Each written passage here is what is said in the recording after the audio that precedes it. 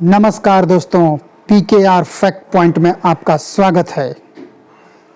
एक बार बाबा साहब अम्बेडकर ने कहा था, एक सफल क्रांति के लिए सिर्फ असंतोष का होना ही काफ़ी नहीं होता, बल्कि इसके लिए न्याय, राजनीति और सामाजिक अधिकारों में गहरी आस्था का होना भी आवश्यक है।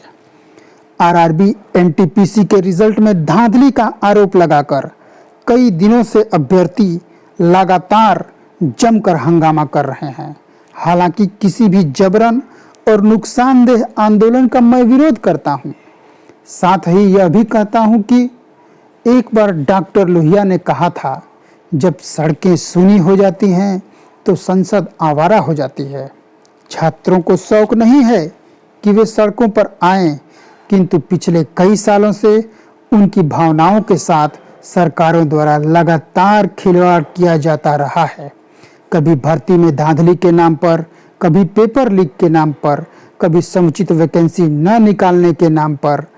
छात्र अपने अधिकारों के लिए निरंतर सड़कों पर उतरने के लिए विवश रहता है।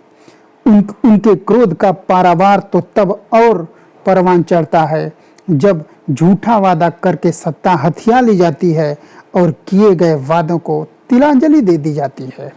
यह किसी एक दल विशेष की समस्या नहीं है। सभी दल अपने मैनिफेस्टो में ऐसे लोक लुभावनी बातें करके और फिर उसे जब सत्ता मिल जाती है विस्मृत कर देते हैं। इस प्रकार से ऐसी लोकतांत्रिक व्यवस्था में युवाओं का मोह भंग होने लगता है तथा वे गलत राह पकड़ लेते हैं और वे किसी अविस्मरणीय क्रांति की ओर उन्मुख हो जाते हैं।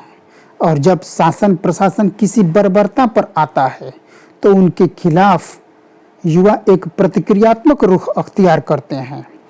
अधिकारों के हनन का यह मामला उनको आपराधिक प्रवृत्ति की तरफ ले जाता है। आरआरबी और एनटीपीसी कोई पहला मामला नहीं है। अनेक पेपर लीक और धांधली के आरोप विभिन्न राज्यों के पब्लिक सर्विस कमीशन जैसी बड़ी संस्थाओं पर भी लगते रहे हैं और कई बार ये आरोप डिजर्व भी करते हैं। उत्तर प्रदेश में लंबे समय से चली आ रही सीबीआई की जांच जैसे मामले इसके ज्वलंत उदाहरण है। युवा को अब चाहिए कि वो अपने क्षेत्र की तरफ जाए और सवालों की एक लंबी फहरिस्त तैयार करे तथा अपने प्रतिनिधियों और आने वालों उम्मीदवारों से यह पूछे कि आप इन सब के प्रति या इन मुद्दों पर क्या राय रखते हैं और क्यों कर हम आपको अपना प्रतिनिधि चुने। पिछली बार आपने जो वादे पूरे किए थे वो किस हद तक पूरे किए थे और आगे आने वाले समय में हमें आप क्या आश्वासन देते हैं। हे युवाओं, उठो, डरना नहीं है। तुम इस देश के भविष्य हो।